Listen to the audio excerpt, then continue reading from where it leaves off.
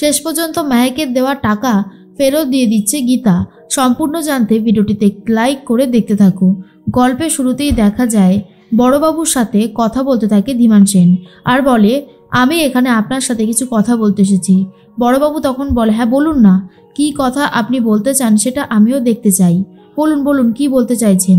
এর মধ্যেই ধীমান সেন বলে, ক্ষমতা যদি থাকতো না তাহলে আপনাকে অনেকদিন আগেই এই কাজ থেকে আমি বার করে দিতাম। এরপরেই বড়বাবু বলে, সে আমি জানি যে আপনার ক্ষমতা নেই। এরপর ধীমান সেন বলে, কিন্তু আমার অন্য অনেক ক্ষমতা আছে যেটা সম্পর্কে আপনি জানেনই না। বড়বাবু বলেন, কেন এসেছেন এখানে বলেন। এরপর ধীমান সেন বলে, আমি আপনারই থানার একজন অফিসারের নামে কেস করতে এসেছি, ঢালির নামে আমি কেস করতে চাই। তখনই গীতা বলে, কেন? ঢালি স্যার আপনার আবার কোন পাকা ধানে মইটা দিয়েছে যে ওনাকে অ্যারেস্ট করতে চাইছেন? না না, আমাকে তো ব্যাপারটা জানতে হবে, তাই না? আমি যদি ব্যাপারটা জানতে না পারি তাহলে তো কোনোভাবেই হবে না। এর মধ্যেই বড়বাবু বলে, আমিও তো বুঝতে পারছি না হঠাৎ ঢালি আবার করলোটা কি। তখন ধীমান সেন বলে, ওই ঢালি আমার বাড়িতে গিয়ে আমার বাড়ি একেবারে লণ্ডভণ্ড করে দিয়েছে। গীতা তখন বলে, কিন্তু ঢালি স্যারের কাছে তো সার্চ ওয়ারেন্ট ছিল, তাই কোন গ্রাউন্ডে ওকে অ্যারেস্ট করবেন? আর এই যে ভজন মিত্তির, আপনি একজন উকিল হয়ে ওনাকে বোঝান উনি যেই কাজটা করছে সেটা ইল্লিগাল কাজ, এই কাজটা এইভাবে উনি করতে পারেন না। তখনই ভজন মিত্তির বলে, এই তুই চুপ করবি, ভুলে যাস না আমি একজন উকিল। এরপরেই গীতা বলে, উকিল? আমি তো ভাবলাম তুমি কোকিল।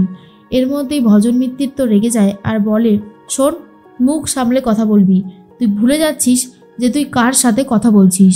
তখনই গীতা বলে, একদমই না, আমি একদমই ভুলে যাইনি যে আমি কার সাথে কথা বলছি, বরং আমি খুব ভালো মতন জানি যে আমি কার সাথে কথা বলছি। ভজন মিত্তির, ওনাকে বোঝাও, অ্যারেস্ট ওয়ারেন্ট থাকলে সার্চ ওয়ারেন্ট থাকলে অফিসাররা সব কাজই করতে পারে। আর একটা কথা, সঞ্জয় চৌধুরীকে মেরেছিলেন উনি, আর তার দোষ চাপানোর চেষ্টা হচ্ছিল অগ্নিজিৎ মুখার্জির ওপর, কিন্তু গীতা থাকতে সেটা হতে পারে না। আসল যে অপরাধী সেই শাস্তি পাবে, যে নিরপরাধ মানুষ তাকে কোনোভাবেই শাস্তি পেতে দেওয়া যাবে না। এই কথাটা কান খুলে শুনে রাখুন।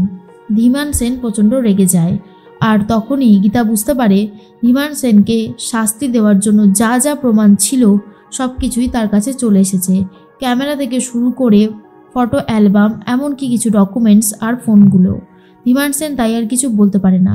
ভজন মিত্তির বলে, শোন, তোকে আমি শেষ করে দেব, তুই কোনোভাবে আর বাঁচতে পারবি না। গীতা তখন বলে, আমি কি পারবো আর কি পারবো না সেটা আমি তোমার থেকে জানতে চাই না। এর মধ্যেই মেহেকের মেহেন্দি অনুষ্ঠান শুরু হয়ে গেছে। সবাই তো অনেক হইহুল্লোড় মজা করতে থাকে। তার মধ্যেই অঙ্কিত ফোন করেছে। অঙ্কিতের ফোনটা ভেবেছিল কৃপান ফোন করেছে, তাই মেহেকের বোনেরা ফোনটা ধরে। অঙ্কিত তখন বলে, মেহেক আমি অঙ্কিত বলছি। আর ঠিক তখনই সবাই বলে, তুমি ফোন করেছো কেন? তুমি জানো না যে কৃপানের সাথে মেহেকের বিয়েটা হচ্ছে? তাহলে কেন ফোন করেছো? অঙ্কিত তখন বলে, ফোন করেছি কিছু দরকারের জন্য। কিন্তু রাকা তখন বলে, শোনো, দয়া করে তুমি আর ফোন করবে না, এখানে ফোন করে ঝামেলা বাড়িও না। মেহেকও তো একটা মানুষ, ওকে ওর মতন থাকতে দাও, টানা পড়ে নে, ও একেবারে শেষ হয়ে যাচ্ছে। তার মধ্যে অঙ্কিত বলে, আমি তো ওকে আটকে রাখতে চাই না, আমি ওকে খোলা আকাশে উঠতে দিতে চাই, ও আমাকে ভালোবাসে। আপনারা কেন ওর কথা না শুনে কৃপানের সাথে ওর বিয়ে দিচ্ছেন? রাকা তখন বলে, ওর বাবা এই বিয়েটা স্বয়ং ঠিক করেছে, তাই তুমি অন্তত আর এসবের মধ্যে নাক গলিও না। আশা করি তুমি আমার কথাটা বুঝতে পেরেছ। তখনই অঙ্কিত ফোনটা কেটে দেয়। এর মধ্যে গীতা এসে সবার সাথে আনন্দ হইহুল্লোড় করতে থাকে। ঠিক তখনই গিনি এসে বলে, এই যে গীতা, তুই গেছিলিস কোথায় বলতো?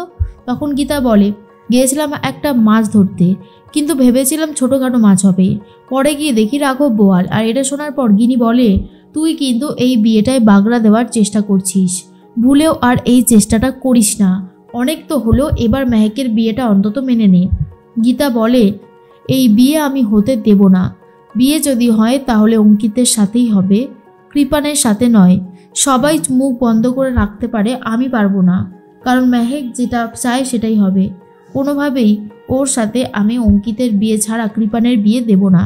গিনি বলে, আর 1 লাখ টাকা সেটা পারবি ফিরিয়ে দিতে? তুই যে এত বড় বড় কথা বলছিস, কোন কিসের ওপর ভিত্তি করে তুই এত বড় কথা বলছিস, আমি তো সেটাই বুঝতে পারছি না। মেহেক বলে, আমি বলছি তোমরা চুপ করো, কিন্তু কেউই চুপ করছে না। ঝামেলা তো বাড়তেই থাকে। তখনই গীতা বলে, দিদি তুই আমাকে এভাবে ইনসাল্ট করিস না। গিনি বলে, ইনসাল্ট তো করতেই হবে, কারণ তুই যা শুরু করেছিস তাতে তো চুপ করে থাকা কোনোভাবেই যায় না রে গীতা। বার করে তোর কাছে সবাই রিকোয়েস্ট করছে যাতে তুই অশান্তিগুলো না করিস, কিন্তু তুই বেশি করে অশান্তি করছিস, যেটা একদমই ভালো লাগছে না। তাই বলছি দয়া করে চুপ কর, বাড়াবাড়ি আর করিস না। তার মধ্যেই বাকি যারা ছিল তারাও গীতাকে অপমান করতে থাকে আর বলে, তোমার মা তো ঠোঙা বিক্রি করে লোকের বাড়ি কাজ করে সংসার চালায়, আর তুমি লোককে দান ধ্যান করে বেরিয়ে কি ভাবছো মহান হয়ে গেছো? পারবে না তুমি মহান হতে। এরপরেই মেহেক বলে, চুপ করো, ওর সাথে এইভাবে কথা বলো না। তখন ইলিন বলে, সেটাই তো, অগ্নিজিৎ মুখার্জি স্বয়ং নিজে ফিরিয়ে এনেছে গীতা বৌদিকে, তাহলে তোমরা কেন অপমান করছো? কি চাইছোটা কি তোমরা? এর মধ্যেই ঝামেলা বাড়তে থাকলে সবাই তো উঠে চলে যায়।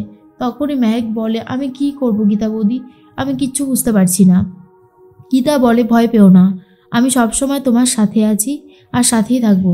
একটা কথা জেনে রেখো, বিয়েটা যদি তোমার হয় অঙ্কিতের সাথেই হবে, অন্য কারোর সাথে নয়, কথাটা মাথায় রেখো।